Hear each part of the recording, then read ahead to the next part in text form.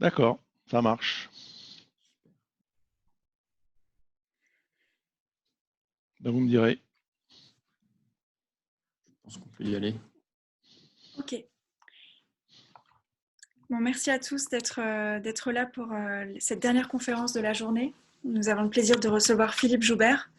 Philippe, vous avez travaillé plus de 25 ans chez Alstom, au Brésil et en France. Vous êtes notamment l'ancien président d'Alstom Power et l'ancien directeur général délégué d'Alstom.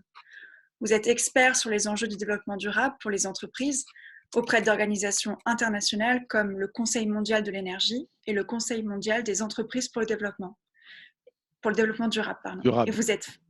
Et vous êtes aussi fellow de l'Institut du développement durable de Cambridge. Vous siégez par ailleurs à divers conseils d'administration et vous êtes conseiller à l'international auprès de gouvernements et de CEO, en Europe mais aussi en Asie, en Afrique et au Brésil. Et enfin, vous êtes fondateur et dirigeant d'Off On Board, dont vous allez nous présenter et nous partager la vision et les actions. Après votre présentation, Camille et Gauthier échangeront avec vous sous forme de discussion, puis nous passerons aux questions de l'audience. Je vous remercie encore d'avoir accepté notre invitation et je vous laisse la parole.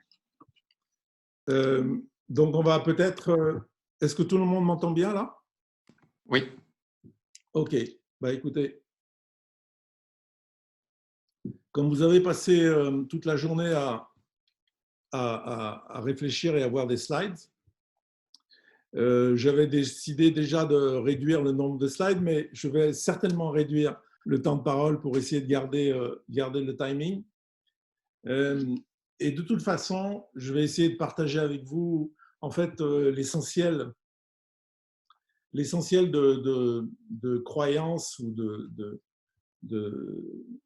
l'essentiel d'éléments de mon raisonnement, parce que vous devez peut-être vous demander pourquoi est-ce qu'un ancien directeur général d'Alstom essaye de se battre avec un système de vidéo et vous transmettre ses idées autour du développement durable. En fait, tout a démarré parce que, après un certain nombre de réflexions, et vous savez que Alstom était un des leaders des systèmes d'énergie à l'époque, avant de vendre à General Electric, et nous étions particulièrement un des leaders des systèmes d'énergie à base d'énergie fossile, donc charbon, gaz, etc. Et après un certain nombre de considérations, je me suis aperçu qu'en fait, grâce à notre part de marché qui allait croissant dans ces énergies, l'ensemble des centrales que nous avions vendues de par le monde, leurs émissions étaient absolument suffisantes pour remettre en cause beaucoup des négociations. Allô? Ça fonctionne, super. Super. Vous avez mon écran là? Oui. Oui, sauf que moi, il ne veut pas bouger par contre. Alors, est-ce que vous êtes bien sur l'écran de la… Attendez une seconde, je vais changer d'écran.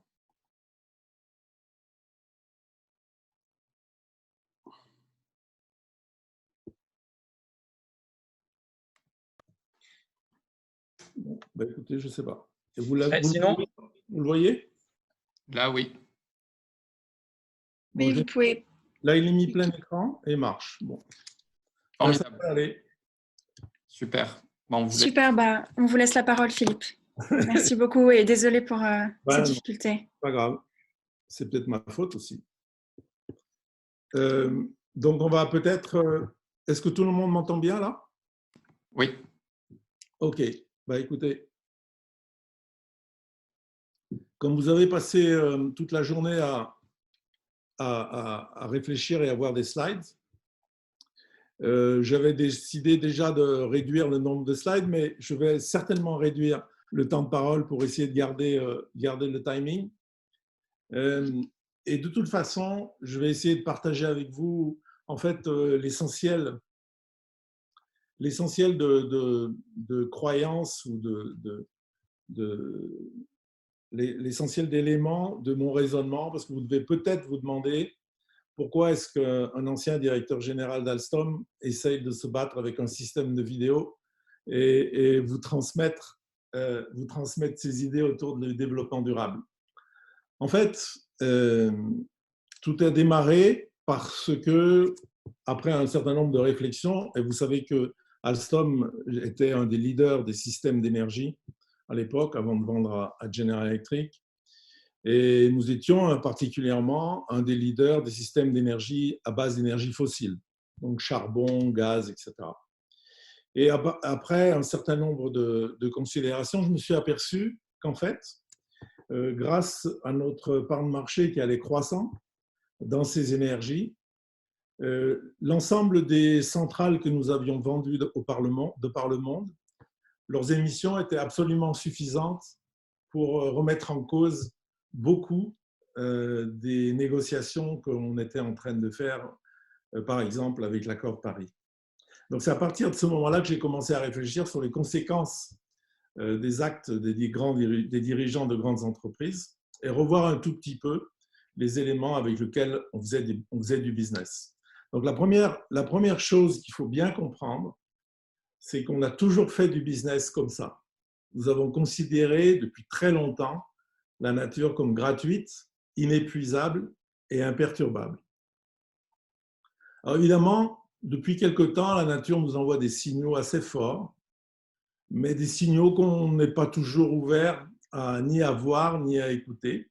Alors j'aurais pu en choisir des tas, mais j'en ai choisi un, juste pour illustrer pourquoi, face à un signal envoyé par la nature, les diverses parties de la société, et le business en particulier, réagissent complètement différemment. Ce signal, c'est celui-ci. Vous savez tous que les pôles fondent plus vite que prévu, et que le problème, ce n'est pas de savoir si, mais c'est de savoir quand. Et malheureusement, les échéances se rapprochent. Nous n'aurons plus de pôles pendant les périodes d'été, par exemple. Alors, devant ce phénomène qui induit aussi une élévation du niveau de mer au niveau des côtes, vous avez un certain nombre de réactions. La première, c'est celle-ci. Je travaille beaucoup avec les forces armées. Et les forces armées considèrent le changement climatique et ses conséquences comme probablement la menace la plus importante face à la paix dans le monde. On pourrait appeler ça simplement. Vous ne trouverez jamais une force armée qui établit l'origine, par exemple, du printemps arabe au niveau de problèmes religieux, mais bien des conséquences d'un changement climatique en disant on a déplacé des millions de personnes qui vivaient tranquillement en milieu rural parce qu'on a changé leur système d'exploitation. Ils se sont réunis dans des pourtours de banlieues urbaines et, évidemment, avec un minimum d'exacerbation au niveau des religions, vous pouvez organiser des révolutions. Mais face à ces gens qui disent danger, parce que migration, parce que perturbation de l'équilibre social, vous en avez d'autres qui disent aussi superbe, des nouvelles routes. On cherchait la route du Nord depuis le XVe siècle, je vous signale. Et lorsque je parle de ça, il y avait encore beaucoup de gens qui disaient de quoi se plaint-on? On va trouver une route commerciale beaucoup plus courte, beaucoup plus rentable, et nous allons pouvoir enfin faire du commerce comme nous l'avons rêvé depuis le XVe siècle. D'autres disent superbe, nouveau forage, nouveau terrain de jeu pour des forages, moins risqué, moins cher, plus rapide. De quoi se plaint-on? En oubliant simplement un petit détail, c'est que nous avons déjà dans les bilans, et tout à l'heure Alain Grandjean vous en a parlé, dans les bilans de nos entreprises, plus de charbon, plus de gaz, plus d'huile que nous ne pourrons jamais en brûler si nous voulons même essayer de respecter les accords de Paris. Donc pourquoi toutes ces contradictions? Pourquoi toutes ces interprétations différentes sur des signaux qui finalement sont assez clairs? On est en train de détruire un équilibre fondamental à notre planète. Alors la seule explication que j'ai trouvée, c'est celle-ci. Nous sommes accros au carbone. Alors pourquoi accros au carbone? Parce que rien de ce que nous avons là aujourd'hui entre nous, même les systèmes qui ne marchent pas, ne serait possible sans carbone. Nous avons basé tout notre développement sur le carbone. Et quand je dis tout, c'est tout. Donc pourquoi j'utilise cette phrase accro au carbone? Simplement pour dire que nous ne soignerons pas ce petit problème avec des moyens habituels. La première chose pour soigner une addiction, c'est de passer par une phase que tous les médecins vous expliqueront, qui est la reconnaissance intime que vous êtes soumis à une addiction. Et nous avons encore beaucoup de mal à reconnaître que nous sommes soumis à une addiction. Le premier signe de progrès, c'est probablement 2015. 2015 étant l'année que je considère comme l'année du tipping point, l'année où nous avons commencé à prendre les choses au sérieux, à trois niveaux. Le premier, nous avons établi les objectifs de développement durable, qui pour la première fois ont essayé de déconnecter notre développement de l'abus du capital naturel et l'abus du capital social. La deuxième chose, c'est l'accord de Paris. L'accord de Paris, si vous le lisez, vous allez peut-être penser qu'on parle que de température, de degrés, de premier degré, etc., de 1,5. Mais si vous le lisez vraiment, vous verrez que l'accord de Paris, en fait, engage les signataires à établir le plus tôt possible ce qu'on appelle le net zéro, c'est-à-dire un zéro emission country, le plus tôt possible après 2050. Ça paraît simple comme phrase, mais quand on pense à tout ce qu'on utilise, et vous avez sûrement déjà travaillé cette question, la façon dont nous dépendons du carbone, cette phrase zéro net signifie en fait une révolution pour le business.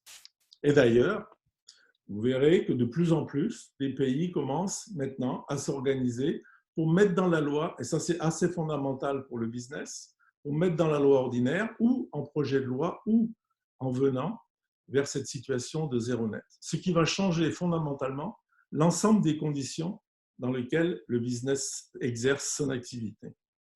Je ne reviendrai pas sur l'épisode Trump, qui pour moi en tout cas peut être interprété comme étant finalement un bien pour un mal, parce que je pense que sans Trump, beaucoup de pays auraient continué à vivre dans l'eau tiède. Peu d'entreprises auraient pris les commitments qu'ils ont osé prendre, et en tout cas l'ensemble du tissu industriel, une grande partie du tissu industriel et politique des États-Unis avait réagi bien avant pour confirmer les accords des États-Unis, ce qui normalement devrait être maintenant corrigé avec l'arrivée du nouveau président. Dans tous les cas, et c'est ça qui a changé en 2015, les entreprises sont maintenant vues comme étant partie de la solution et non plus seulement créateurs du problème. Mais pour cela, et j'utilise souvent la phrase, en 2015, à Paris, les entreprises étaient sous la tente. Elles n'étaient pas à la table des négociations, mais elles étaient sous la tente, c'est-à-dire rien de ce qui est écrit dans l'accord de Paris n'a été fait sans la connaissance au minimum et souvent l'accord des entreprises ou des secteurs qui étaient présents autour des accords de Paris, ce qui donne beaucoup de responsabilités aux entreprises. Alors, ça veut dire qu'il faut qu'on change, et pour changer, vous verrez, la seule façon, quand on veut changer un business plan, c'est de regarder les risques qu'on court, les opportunités qu'on crée et le comportement des ressources. Et c'est ça que je veux juste partager rapidement avec vous. Les risques, d'abord. Bon, les premiers risques qu'on connaît, ce matin, Alain en a parlé, c'est les risques physiques. Évidemment, ça impacte directement les business models. Vous serez sûrement confronté à des choix au niveau d'une supply chain, par exemple. Et classiquement, on va vous dire, pour choisir un nouveau fournisseur, vous demandez la qualité, le prix et le délai de livraison. En fait, il faut maintenant ajouter une quatrième question, c'est est-ce que votre fournisseur est résilient au changement climatique? Est-ce que votre échange est résilient au changement climatique? Sinon, les conséquences sur votre supply chain et donc sur votre activité seront énormes. Et si on a le temps, je vous livrerai quelques anecdotes que j'ai vécues avec Alstom qui m'ont aussi réveillé. Mais comme on est dans une organisation, une société organisée, chaque fois que vous avez un problème, on invente un règlement, une nouvelle loi. Et c'est assez intéressant de voir ce qui s'est passé depuis le début des années 2000, mais qui s'est accéléré en 2005-2010. C'est le nombre de législations qu'on a inventées et mis en place au niveau du changement climatique ou du développement durable. Je ne dis pas que c'est bien ou mal, je dis simplement que ça change aussi la façon dont on fait du business. J'ai juste pris un exemple qui me semble aussi emblématique, c'est l'histoire de ce fermier péruvien. Ce fermier péruvien, que vous ne connaissez peut-être pas, mais que vous allez connaître sûrement bientôt, cette fermier péruvien a décidé un jour d'attaquer en justice RWE. RWE, c'est une des majors d'utilité en Allemagne.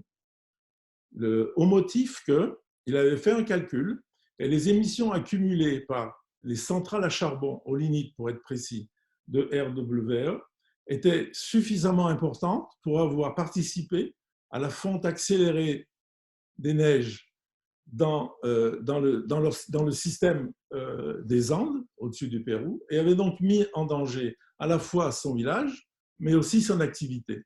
Donc, à ce titre, il attaquait RWE. Évidemment, tout le monde a trouvé ça très intéressant et très amusant, jusqu'au jour où un juge, et pas un juge péruvien, mais un juge allemand, a décidé que le cas était recevable. Au motif, et c'est peut-être la seule phrase importante que j'aimerais que vous reteniez ce soir, au motif que même ceux qui respectent la loi doivent être tenus responsables des préjudices qu'ils causent. Ça veut simplement dire qu'on est aussi en train de changer d'époque à ce niveau-là et que pour l'entreprise, c'est très important. Jusqu'à présent, je vous ai parlé d'argent, mais vous savez, et nous verrons ça tout à l'heure pour les conseils d'administration, évidemment, l'actif le plus important pour une entreprise, c'est sa réputation. Et comme dit Warren Buffett, il faut 20 ans pour construire une réputation et 5 minutes pour la détruire, en oubliant qu'aujourd'hui, ce n'est pas 5 minutes, c'est un clic. Et avec un clic, vous pouvez détruire des décennies de construction de réputation. Une fois qu'on a parlé des risques, on parle un petit peu des opportunités.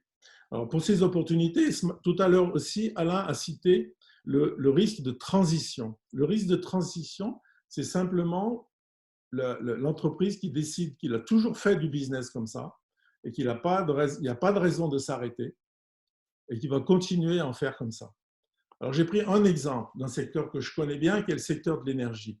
Lorsque j'étais président d'Alstom, en 2010, aux alentours de 2010, entre 2010 et 2012, tous nos plans triennaux, quinquennaux, considéraient l'arrivée de l'énergie renouvelable. Et on mettait en général 5, 10, 15% de part de marché pour les nouvelles technologies. Aujourd'hui, en Europe, la part de marché des énergies renouvelables est de l'ordre de 100%. Toutes les nouvelles capacités qui arrivent sur la ligne sont de l'énergie renouvelable. Donc, en quelques années, vous êtes passé d'une part de marché réduite à une totalité de marché. C'est ça le risque de transition. C'est qu'on continue à regarder le futur avec les données du passé et on ne veut pas voir les conséquences des changements. Et ceci, ce n'est pas arrivé par hasard. C'est arrivé pour la conjonction de trois choses. Premièrement, les gouvernements s'en sont un peu occupés et ont mis en place un certain nombre de mesures, comme j'ai montré tout à l'heure, qui ont favorisé l'arrivée de ces technologies. La deuxième chose, c'est qu'à cause des volumes, le business a fait son boulot et évidemment, les coûts ont baissé violemment. Et le coût de génération d'électricité est passé à ce qu'on appelle la grid parity, c'est-à-dire il était compétitif. Mais plus important, la demande a changé. Plus important, toutes ces entreprises là dont j'ai mis les logos, qui représentent une petite partie de ce groupe, toutes ces entreprises ont demandé à ce que leur énergie soit à partir de maintenant renouvelable. Ça, c'est la taille de 2 fois la Pologne en gros. Ça veut dire que d'un coup, un pays, 2 fois la Pologne, ça a changé et passé du charbon en renouvelable. Et ça a donné une pression énorme sur le marché. Donc en fait, lorsque vous êtes devant un changement de régulation, un changement de technologie et un changement de demande, vous pouvez être certain que vous êtes devant un changement majeur. C'est pour ça qu'au Conseil mondial de l'énergie, on utilise la notion de constellation de rupture. En fait, ce qu'on est en train de voir, c'est des ruptures qui se nourrissent elles-mêmes. On n'est plus capable aujourd'hui de limiter les risques de changement à la verticalité auquel on était habitué avant. Aujourd'hui, un changement climatique induit des changements de risques physiques et d'opérations qui eux-mêmes, et vous avez un cas très clair avec le Covid, le Covid aujourd'hui est classé dans la catégorie indépendante, pandémie, alors qu'en fait, on sait tous que le changement climatique d'un côté, l'agression à la biodiversité de l'autre, combinés, donnent des pandémies. Et ça veut dire qu'il faut considérer des clusters de risques qui n'ont plus rien à voir avec les clusters de risques auxquels on était habitués. Pour les ressources, c'est un peu plus simple. Je vais aller plus vite. Il y en a une qui est fondamentale, ben, c'est vous. D'habitude, je dis les ressources humaines ne sont pas des ressources, mais ils ont des ressources. Ce qui veut dire que pour recruter les talents, sans lesquels une entreprise ne fonctionne pas, il faut créer les conditions dans lesquelles les talents ont envie de s'exercer et donc qui correspondent à leurs valeurs. Et ce style de signaux à l'époque faible et fort aujourd'hui est absolument fondamental pour prouver que notre business model doit absolument changer si on veut continuer à capter les talents. On ne va pas passer beaucoup de temps sur la deuxième ressource, qui est la ressource financière, parce que vous en avez beaucoup parlé tout à l'heure avec Alain. Ça a commencé, évidemment, et là, je voyais que je mets encore un point d'interrogation, comme lui d'ailleurs. Je pense que les finances sont en train de bouger, probablement pas assez vite, probablement pas assez loin, mais ils sont déjà en train de bouger. Ça a commencé avec les assureurs, qui ont d'abord pris l'impact des changements climatiques, des risques physiques, puis ensuite qui ont commencé à se poser des questions sur la façon dont ils pouvaient investir leurs réserves, et qui aujourd'hui sont en train de changer complètement d'attitude face aux risques climatiques. On a parlé aussi tout à l'heure rapidement de la taxonomie, qui pour moi est un changement majeur, parce que le vocabulaire va s'ajuster et on va enfin savoir de quoi on parle, et surtout, on va pouvoir orienter les financements de la façon dont nous le désirions. Ce qui me permet de conclure que, comme sur la première slide, considérer la nature aujourd'hui comme gratuite, inépuisable et imperturbable est au minimum économiquement stupide. Pourquoi économiquement stupide? Parce qu'on prend des décisions sur des choses qui sont fausses. On prend des décisions et on base des décisions qui souvent vont nous tenir investis pour plusieurs décennies sur des systèmes de prix, on y reviendra tout à l'heure, complètement faux. C'est socialement inacceptable parce que les générations qui arrivent n'accepteront plus de vivre dans un monde en train de se dégrader. Et c'est juridiquement dangereux parce que la loi arrivera un jour ou l'autre et demandera aux responsables actuels pourquoi ils ont agi de cette façon. Bien entendu, il y aura des gagnants et des perdants. Alors j'ai pris un éventail assez large de gagnants et de perdants. On va commencer par le milieu et par le premier qui est la faillite en série dans le charbon. Alors pourquoi ils ont perdu ces gens? Ils ont perdu par stupidité et arrogance en gros. Parce que pendant des années, ils n'ont pas voulu voir les signaux. Ils ont ignoré les changements technologiques, y compris ceux qui auraient pu le sauver. Ils se sont laissés associer aux émissions de CO2, alors que pour une raison ou pour une autre, le gaz et l'oil n'ont pas été associés tout de suite de la même façon aux émissions. Et aujourd'hui, ils sont pratiquement morts, malgré tous les rêves de Trump. Le deuxième, c'est Dong, au contraire du charbon, a décidé il y a quelques années, courageusement, de prendre sa perte. C'est une utilité de Danemark qui était avant tout sur le charbon et le fossile et qui a décidé un jour de prendre sa perte, de faire du write-off d'actifs et de transférer l'ensemble de ses productions sur des renouvelables. À gauche, vous avez les gens qui sont en train de bouger. Shell, par exemple, qui est en train de rentrer dans l'électricité, comme beaucoup de pétroliers qui essayent de rentrer dans un autre marché d'énergie. En dessous, Maersk, le transporteur en bateau, des bateaux zéro carbone. Je l'utilise là pour vous dire que dans l'énergie, en tout cas, le choix technologique n'est pas encore définitif. On hésite encore beaucoup entre l'hydrogène, le biofuel, même le retour à l'éolien pour faire bouger un navire. En tout cas, tout ce qu'on sait, c'est que là, c'est des bateaux zéro émission. Et c'est finalement ça qu'il faudra retenir. Et à droite, j'ai mis des nouvelles technologies, des choses qui sont en train de bouger. On ne sait pas trop encore si les coûts vont permettre d'aller loin, mais évidemment, le problème qu'on a sur le plastique aujourd'hui, pour d'autres raisons que le changement climatique, mais en partie aussi, incite à découvrir de nouvelles technologies. Et on redécouvre la nature comme source de solutions et non plus comme matière première à détruire. J'ai mis aussi une photo que j'aime bien, parce que je suis au conseil d'administration d'une société qui travaille dans le bois et le papier, et on s'aperçoit que le bois aujourd'hui va être probablement une solution pour arriver à combiner à la fois la captation de CO2 par la photosynthèse et la croissance de cette matière première, mais aussi pour rendre des services qui jusqu'à présent étaient rendus par des équipements et des produits qui étaient lourds en carbone. Donc, l'entreprise, pour survivre dans ce monde-là, doit obéir à un certain nombre de critères. La première chose, c'est qu'il doit revenir à sa raison d'être. Une entreprise n'a jamais été créée seulement pour générer du cash flow trimestriel. L'entreprise doit absolument avoir une finalité utile à la société, à la fois à la société et respectueux de l'environnement. On s'est tous laissé prendre à la financiarisation de l'économie et on continue d'ailleurs, à de rares louables exceptions, d'enseigner ça dans les écoles économiques, dans les écoles et les économies. On oublie que les actionnaires, aujourd'hui, ils sont propriétaires d'actions. Ils ne sont pas propriétaires de l'entreprise. C'est une définition absolument fondamentale qu'on doit retrouver.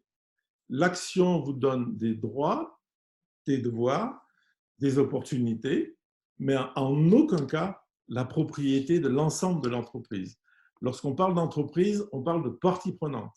Et les relations d'une entreprise avec ses parties prenantes, c'est-à-dire les clients, les fournisseurs, les employés, sont en aucun cas des relations d'appartenance, mais bien des relations de but commun pour amener à la société et donc défendre ce qu'on appelle une social license to operate, et donc défendre un droit d'opérer et de bénéficier de ce que tout à l'heure Alain a appelé les commons. Pour ceci, il faut revenir à la responsabilité de la gouvernance de l'entreprise, donc du management, en commençant par le conseil d'administration. Alors pourquoi je dis que le conseil d'administration doit assumer cette responsabilité? Parce que lorsque vous allez sur toutes les lois de n'importe quel pays, vous retrouverez toujours que le conseil d'administration a comme première responsabilité l'intérêt à long terme de l'entreprise. Et en aucun cas, la défense seulement des actionnaires. C'est nous qui avons simplifié, pour des raisons évidentes d'intérêt personnel, c'est nous qui avons simplifié cet intérêt de l'entreprise en intérêt des actionnaires.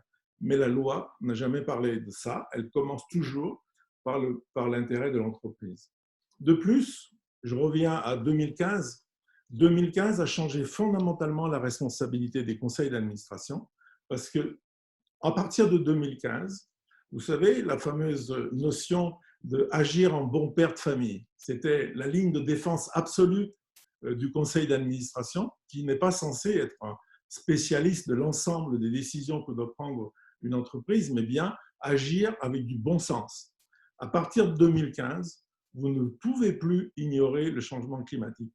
Il n'est pas possible de continuer à défendre la thèse selon laquelle un conseil d'administration peut ne pas tenir compte du changement climatique. Parce que le changement climatique, ce n'est plus un risque, c'est une réalité à partir de 2015. Et donc, ça fait partie des responsabilités du conseil d'administration. C'est pour ça que le conseil, qui doit défendre l'intérêt de l'entreprise, définir les orientations stratégiques et la gouvernance, évidemment déléguer au management sa réalisation, mais aussi contrôler, évaluer et questionner le management. Et ça, on peut y revenir tout à l'heure. Évidemment, la façon dont vous évaluez la performance d'un management et dont vous le rémunérez est absolument fondamentale pour juger de cette efficacité. C'est pour ça qu'à Earth on Board, avec d'ailleurs un de vos camarades, Antoine Gontier, je me suis attaché à proposer au conseil d'administration soit des programmes de formation, mais aussi appartenance à une communauté d'administrateurs un peu plus engagés, et aussi faire évoluer le droit et les standards de gouvernance. Je ne fais pas ça, évidemment, parce que je suis, entre guillemets, vert ou environnementaliste, etc. Je fais ça parce que je crois fondamentalement au rôle et à la responsabilité de l'entreprise pour nous sortir du problème où notre type de développement nous a mis. Je ne vois pas d'autres organisations aujourd'hui avec les ressources, la possibilité de réaction et la rapidité d'action qui sont nécessaires pour réagir à tous les troubles que nous avons créés. Donc, je dis souvent, je fais ça parce qu'il n'y aura plus d'entreprise dans un monde chaotique. Et pour finir, je voudrais juste ouvrir la porte à probablement une question tout à l'heure. Vous savez, le conseil d'administration, il n'y a pas de risque, il n'y a pas de crime plus élevé pour un conseil d'administration que de déclarer un résultat faux et de commencer à distribuer des dividendes ou à payer des bonus sur un résultat faux. Or, pourtant, c'est ce que nous faisons sans vergogne depuis des années. Le fait que nous ne considérions pas la réalité des coûts internes d'une entreprise, en particulier des impacts que nous avons sur les systèmes naturels, ou que même que nous considérons l'homme ou la ressource humaine comme variable d'ajustement, fait de nous tout simplement des faux monnayeurs. Ce n'est pas parce que le carbone, comme l'a dit Alain tout à l'heure, était à un prix trop bas que le carbone n'a pas de coût. Simplement, on envoie le vrai prix pour les prochaines générations. En cela, nous sommes des faux monnayeurs et nous ne répondons pas à notre critère de responsabilité. Merci beaucoup. Je crois que maintenant, je vais être soumis à la question. Exactement. Il nous reste encore un peu de temps. C'est ça. Donc, alors, par rapport à ce qu'on avait prévu, on va peut-être essayer de passer plus rapidement sur nos questions. Les gens dans l'auditoire ont aussi proposé. Merci à eux. Oui. Et donc, on va commencer là-dessus. Mais si vous pouvez essayer de répondre de façon concise, ça nous permettra de laisser aussi du temps aux questions de l'auditoire. D'accord. Donc, merci beaucoup pour cette présentation. Et par rapport à Earth on Board, on a une première question de notre côté qui est: quel est votre ressenti sur le niveau de compréhension des enjeux environnementaux dans les conseils d'administration et les directions d'entreprise? Vous avez fait déjà un rappel sur la définition de ces différents acteurs et comment ils s'articulaient. Est-ce que vous pourriez détailler un petit peu Oui, bien sûr. le niveau perçu de ces enjeux?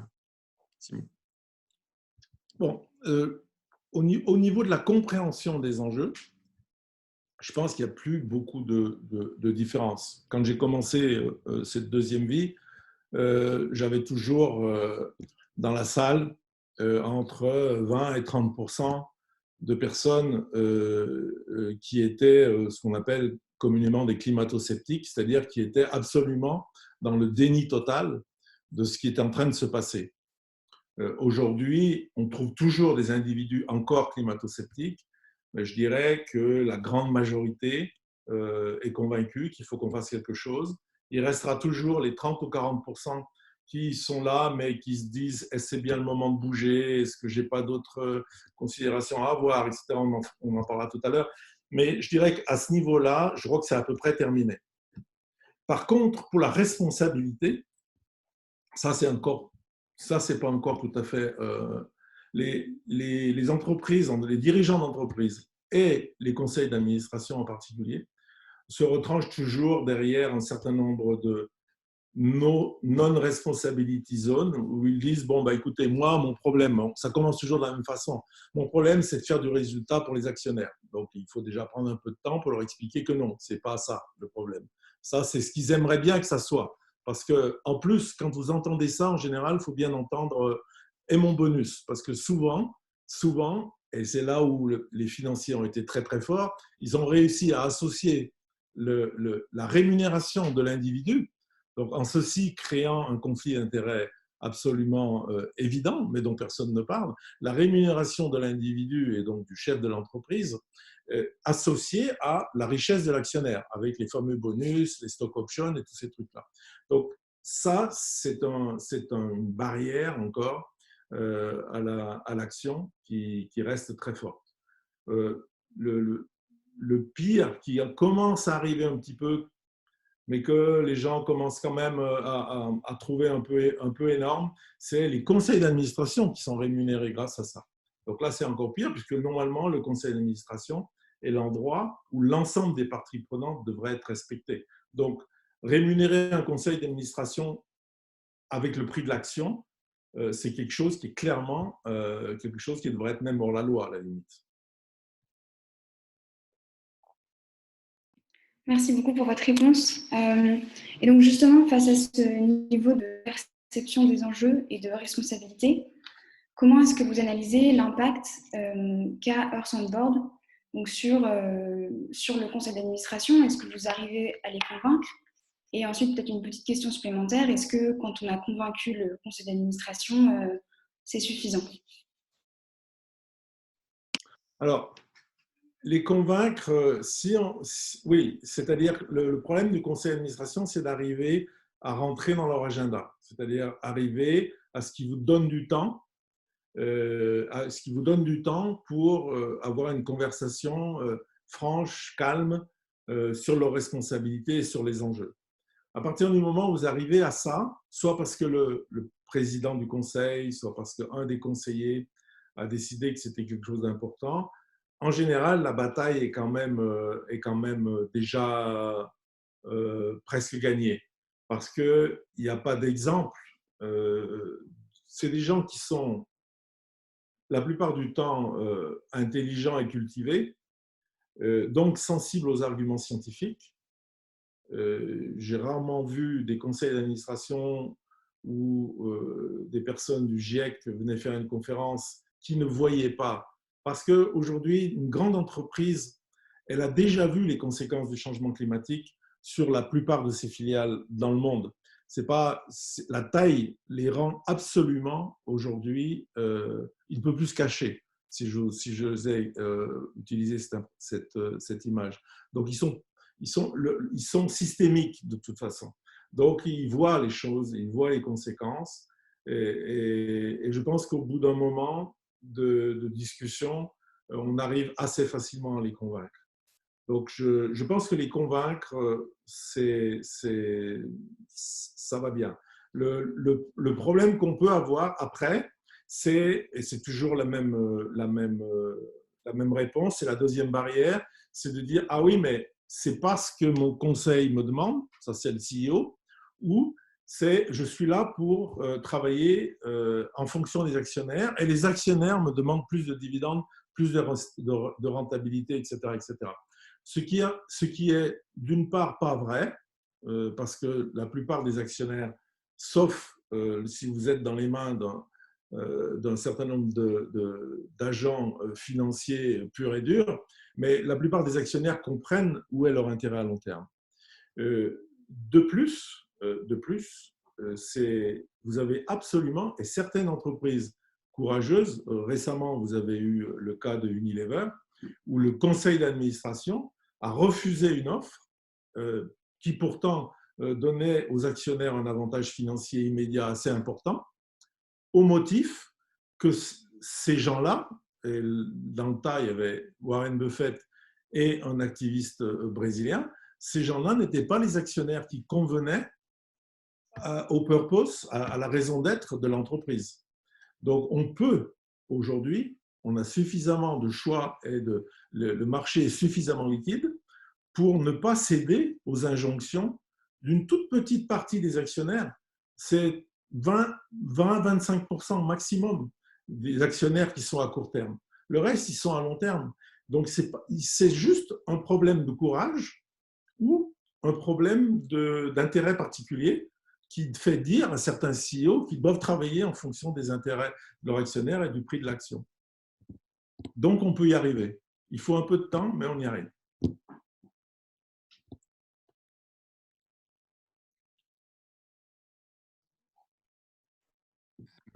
Camille, je te laisse continuer ou...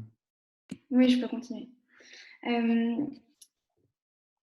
Donc, justement, vous avez parlé tout à l'heure, vous venez de parler un peu des freins auxquels sont confrontés les dirigeants quand ils sont amenés à faire ces décisions, à prendre ces décisions courageuses.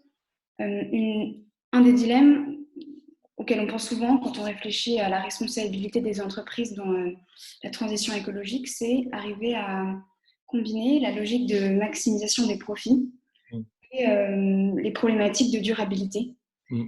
Donc, qu'est-ce que vous pouvez répondre à ces dirigeants qui sont face à ce dilemme? Alors, la première chose qu'on pose souvent cette question, bien sûr, et la première chose qu'il faut redéfinir, c'est le profit. C'est-à-dire, de quel profit parle-t-on? Je vous ai tout à l'heure en conclusion, je vous ai parlé du principe de faux monnayeur.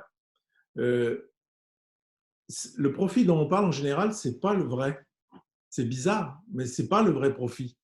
Ce profit-là est juste une convention comptable, mais on n'a pas pris la majorité des coûts.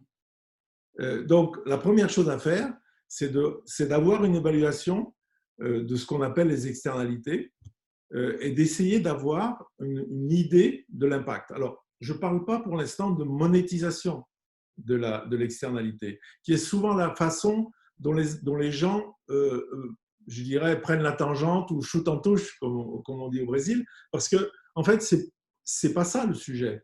On peut très bien avoir une idée de la réalité d'un profit avec ce qu'on appelle les shadow price. Vous savez, tout à l'heure, Alain a parlé du prix du carbone, je ne vais pas en reparler aujourd'hui, maintenant, mais le prix du carbone qui était trop bas, pas assez haut, ou des choses comme ça. Non, là, ce dont il parlait, c'était des prix monétisés qui se traduisaient en taxes, ou qui se traduisaient en surcoûts, ou qui se traduisaient sur des marchés d'échange de certificats. Mais vous pouvez très bien prendre des décisions long terme dans votre entreprise, ce qu'on appelle un shadow price, c'est-à-dire vous décidez que le prix du carbone est de 100 ou 150, et il y a des entreprises dans les secteurs de l'énergie qui utilisent déjà ce niveau de prix pour évaluer vos politiques d'investissement. Et donc, petit à petit, dérisquer votre entreprise. Parce que si vous ne le faites pas, vous continuez à investir dans des actifs, et en anglais, ou alors en français, on dit actifs échoués, je ne trouvais pas très… En anglais, on dit stranded assets, c'est-à-dire des actifs qui, de toute façon, n'auront plus de valeur. Et donc, là, revenons à la responsabilité des dirigeants. Si vous n'utilisez pas un prix du carbone aujourd'hui suffisamment élevé et que vous investissez dans des actifs, entre guillemets, dits carbonés, eh bien, vous êtes négligent. Vous êtes en train de prendre une décision qui ne va ni dans l'intérêt des actionnaires à court et à long terme, ni dans l'intérêt de la société. Et en général, c'est une histoire qui se termine toujours très mal, donc pas dans l'intérêt de vos clients et pas dans l'intérêt de vos employés. Donc, de toute façon, si vous ne le faites pas, vous êtes négligent. Donc, vous n'avez pas le choix. C'est ça que petit à petit, quand vous parlez à des conseils, le déclic commence à se faire parce que finalement, ce qu'ils pensaient être, on ne le fait pas parce que ce n'est pas obligatoire, c'est simplement que la loi n'est pas encore là, mais la loi, elle va arriver. Parce que de toute façon, le bon sens veut que vous le fassiez. Et on oublie souvent que les décisions que vous prenez dans une entreprise sont des décisions à long terme, qui dépassent de très très loin l'exercice en cours. Merci beaucoup. Donc, justement, pour vous me donner une transition parfaite, vous dites que la loi va arriver. Vous avez mentionné dans votre présentation que c'était même juridiquement dangereux de continuer oui. Comme on faisait. Donc, est-ce qu'on pourrait aujourd'hui questionner aussi le rôle de l'État pour la prise en compte des enjeux environnementaux par les entreprises? On pense notamment aux sociétés à mission. On peut aussi également penser au fait qu'il serait peut-être efficace de donner un cadre juridique pour inclure certains principes dans la comptabilité des entreprises ou dans leur gouvernance. Alors, pour moi, l'État, il a deux grandes responsabilités. La première, effectivement, c'est de donner un cadre juridique. Si on parle des entreprises à mission, évidemment que ça va dans le bon sens, évidemment que ça va dans la bonne direction, mais évidemment que c'est beaucoup trop timide. Et d'ailleurs, on le voit, qui sont les entreprises qui déjà commencent à travailler le principe d'entreprise à mission? C'est des entreprises qui le faisaient déjà. Donc en fait, ils ont utilisé le système d'entreprise à mission pour simplement donner, et grand bien leur face, et bravo à eux, hein, je dirais, une existence officielle à ce qui était déjà dans leur DNA. Donc, en fait, le problème de l'État qui suggère, pour moi, c'est quand même un tout petit peu juste. L'État a une responsabilité face à l'urgence climatique et environnementale de donner la direction. L'erreur fondamentale de penser que le marché va se corriger tout seul, alors que le marché n'est sensible qu'à des injonctions d'intérêts financiers individuels, c'est pas sérieux. Donc, et heureusement, je pense qu'on commence à s'en apercevoir, et beaucoup de pays d'ailleurs changent, mais l'histoire, quelquefois, j'utilise des mots beaucoup plus forts que ça, mais je dirais l'irresponsabilité des théories de Friedman devrait être combattue beaucoup plus durement, parce que c'est pas sérieux, très franchement. Et dire que tout ça va se corriger tout seul et que le marché est parfait. Alain vous en a parlé très bien pour le marché financier tout à l'heure. Et c'est pareil pour l'ensemble des activités économiques. Donc tout ça, c'est la première responsabilité de l'État, c'est de donner le cadre d'une action qui va dans la bonne direction. Après, il y a aussi, je dirais, l'évaluation des performances. Et ça, c'est la fiscalité, où c'est un certain nombre de règles de bon sens, et l'organisation d'une action collective qui soit plus efficace et plus solidaire. Ça, l'État a la responsabilité numéro 1. L'attitude face au bien commun, aux commons, doit être absolument promue par l'État. Il n'est pas normal, et on pourra prendre des exemples tout à l'heure, qu'on laisse à des conseils d'administration ou à des CEO prendre des décisions qui ne sont que dans l'intérêt de l'actionnaire. C'est pas possible. L'État doit comprendre ça et prendre les décisions qui donnent un cadre réglementaire plus efficace. Merci beaucoup, Philippe. Si c'est possible pour vous, on va peut-être prendre 10 minutes pour prendre des questions de l'audience. Bien sûr. Okay, donc je vais donner la parole à Lola, qui est la question pour l'instant qui a reçu le plus de votes. Donc, voilà. Lola, à toi.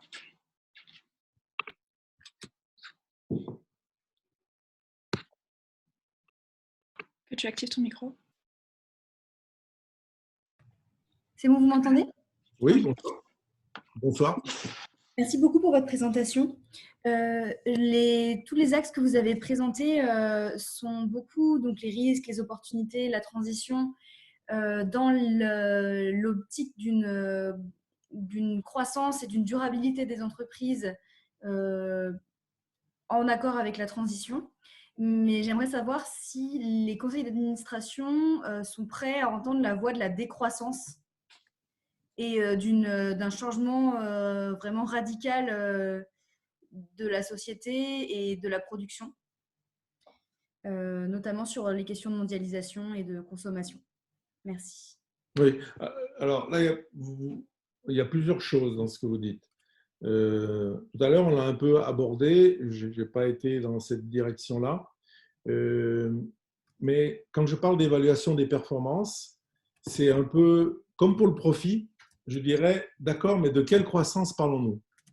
J'ai eu la chance, de travailler avec le Bhoutan. Le Bhoutan, comme vous le savez, c'est un petit pays quelque part dans l'Himalaya qui a inventé le bonheur national brut, c'est-à-dire qu'il évalue la performance d'un pays et de son pays avec d'autres choses que la fabrication de produits toujours plus inutiles et toujours plus polluants. Donc, si on parle de croissance et qu'on parle effectivement de croissance de production avec l'utilisation sans fin, non circulaire de ressources naturelles, alors vous avez absolument raison, ce monde-là n'est plus possible. Donc il faudra revenir à des choses plus proches de de ce que ferait peut-être le Bhoutan, je ne sais pas, mais on trouvera forcément quelque chose d'un peu plus intelligent que le PNB. Donc, ce style de discours-là, évidemment que le conseil d'administration d'une entreprise qui fait des pots en plastique, il va avoir un tout petit peu de mal à l'entendre. Et donc, par définition, on va avoir beaucoup de mal à le convaincre. Par contre, si on revient à l'usage de ce qu'il fabrique, ou si on revient à sa place dans un écosystème, on peut petit à petit le convaincre que de toute façon, son business est mort. Et d'ailleurs, j'ai pris le plastique, j'aurais pu en prendre d'autres. Mais vous savez, par hasard, j'étais là à un dîner où les majors de l'oil and gas, de la chimie, les grandes marques et les utilisateurs du food business ont décidé qu'il était temps de faire quelque chose de sérieux sur le plastique, qui reste encore à faire d'ailleurs, hein, pour beaucoup d'aspects. Mais j'étais là ce soir-là. À partir du moment où ils ont décidé, et le moment où certains gouvernements ont décidé que ce produit-là n'était plus acceptable, c'est-à-dire le plastique, les objets en plastique jetable, il s'est passé moins d'1 an. Donc, à partir du moment où vous prenez conscience, et le business en général est assez en avance là-dessus parce qu'ils ont tellement d'informations qu'ils savent ce qui se passe longtemps en avance. Et le gouvernement ou la société décide que ce n'est plus acceptable, ça devient de plus en plus rapide.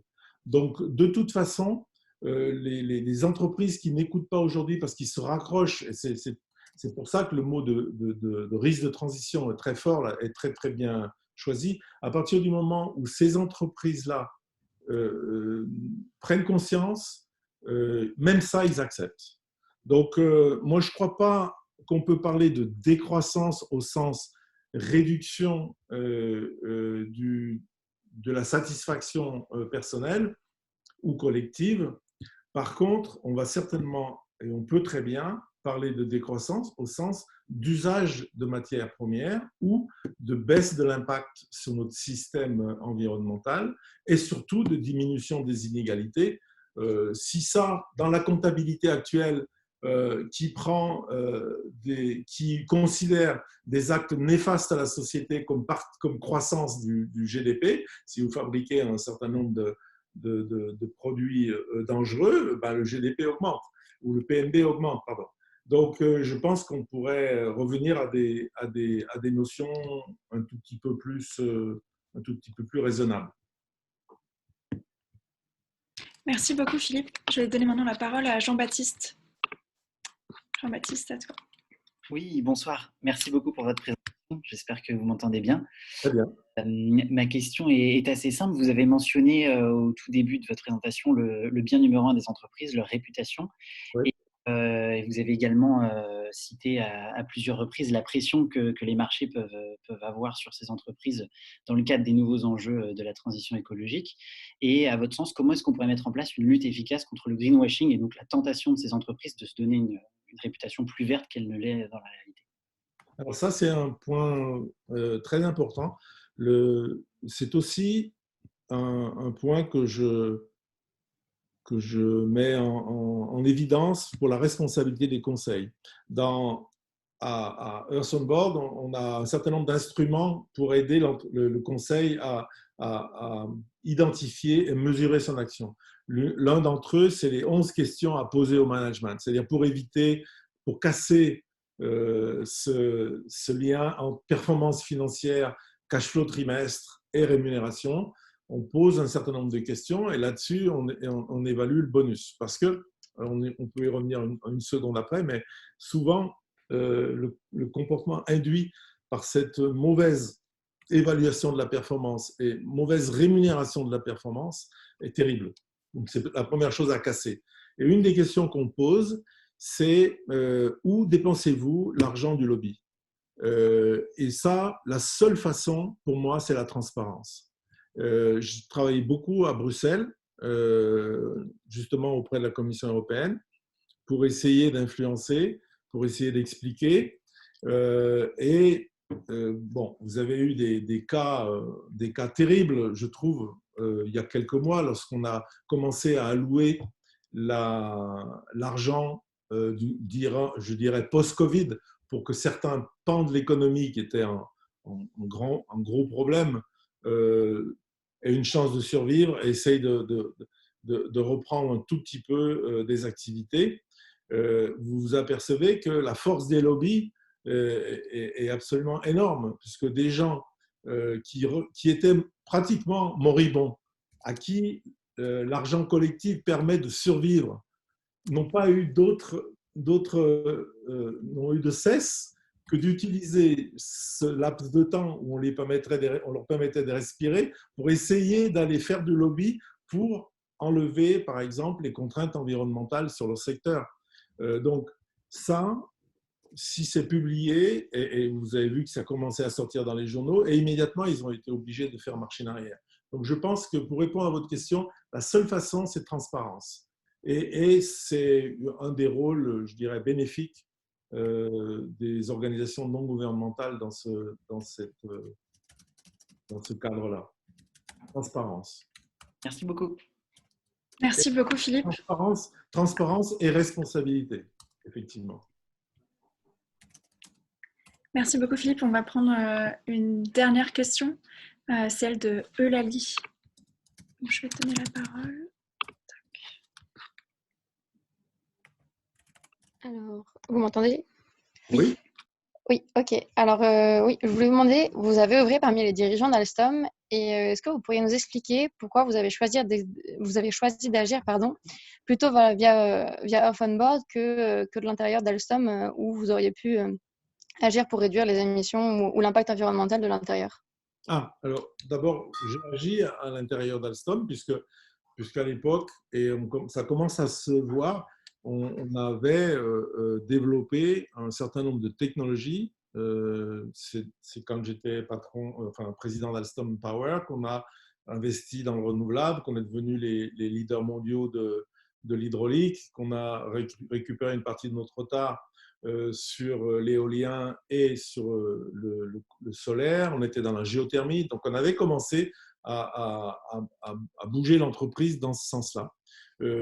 Je n'ai pas pu continuer pour un certain nombre de divergences stratégiques. L'une d'entre elles, c'est celle que j'ai nommée tout à l'heure, c'est-à-dire qu'il n'était plus possible parce que ce changement, évidemment, impactait les résultats de l'entreprise à court terme, parce qu'il fallait investir, parce qu'effectivement, fabriquer ou vendre des centrales fossiles était plus rentable encore que d'essayer d'investir dans des technologies qui commençaient. Donc ça, ça a été une divergence qui m'a amené à sortir d'Alstom, parce que là, j'ai commencé à apprendre, et c'est là que j'ai commencé à voir la dure réalité du business à l'époque. Aujourd'hui, c'est pas vrai, que sans l'accord ou le support des plus hauts dirigeants de l'entreprise, vous n'arriviez pas à bouger. Donc, c'est pour ça que j'ai préféré m'écarter de cette entreprise et retrouver ma liberté pour faire ce que je fais aujourd'hui. Et je ne commenterai pas sur ce qui est devenu Alstom après. Parce que malheureusement, c'est dans les journaux. Ok, merci beaucoup, Philippe. Merci à tous pour vos questions et pour votre présence, Philippe. C'était un honneur de vous recevoir et on va maintenant clore cette première journée du séminaire. On espère qu'elle vous a tous plu, même si il est vrai qu'elle a été longue pour tout le monde, mais elle a au moins été riche et dense en informations. Donc, on vous retrouve demain à 8h45 pour l'intervention de la ministre déléguée à l'industrie Agnès Pannier-Runacher, le lancement des ateliers et la dernière partie du séminaire l'après-midi. Voilà, on vous souhaite une très bonne soirée à tous. Un grand merci et merci encore Philippe. Je vous en prie. Merci. Merci beaucoup. Merci. Merci. Au revoir. Merci, à demain. Et peut-être Antoine et Philippe, bon, il reste quelques questions dans le chat, mais j'ai l'impression qu'on a abordé énormément des thèmes qui font partie des questions. Donc, si on voit une question qui est vraiment originale, peut-être qu'on pourra vous la transférer pour fournir une réponse aux élèves, si ça vous va. savoir, mais c'est vrai que c'est des questions très larges. Donc, Ouais. voilà. Ouais, je suis d'accord. Puis on a touché beaucoup de ces points, donc je pense que les élèves ne nous en voudront pas trop. Bon, merci beaucoup, Philippe. J'espère que ça a été un bon moment pour vous aussi d'échanger avec les élèves. J'espère qu'on n'a pas trop perdu de temps au début. Je n'ai pas bien vu parce que ça a été un bug assez intense là, ici. Je ne sais pas pourquoi. Tout s'est mis d'un coup. Au moment où j'ai commencé à parler, tout s'est coupé. Vous êtes devenu tout noir. Il n'y avait plus rien. Il n'y avait plus rien du tout. Il n'y avait plus de son. Et chaque fois que j'essayais de revenir, en fait, il n'y avait pas, je ne sais pas, les systèmes, il y avait les slides d'Antoine et puis après, tout s'est mélangé, j'ai l'impression. Je ne sais pas ce qui s'est passé. Aucun souci, vous inquiétez pas. Au final, votre intervention a été, je pense, très appréciée. Il y avait beaucoup de questions dans le chat, donc c'est super. C'est ça qui est important. Merci en tout cas. Et puis, bon courage en tout cas. À bientôt. Merci beaucoup. Et donc, on vous a fourni un lien pour demain, un lien spectateur. Je l'ai envoyé à Antoine, mais je peux vous l'envoyer aussi si vous voulez vous connecter parfois. Oui, bien sûr. N'hésitez pas. Donc, vous avez le programme. Voilà. Ça va. Merci beaucoup. Merci beaucoup. Bonne soirée. Au revoir. Bonne soirée à tous. Au revoir.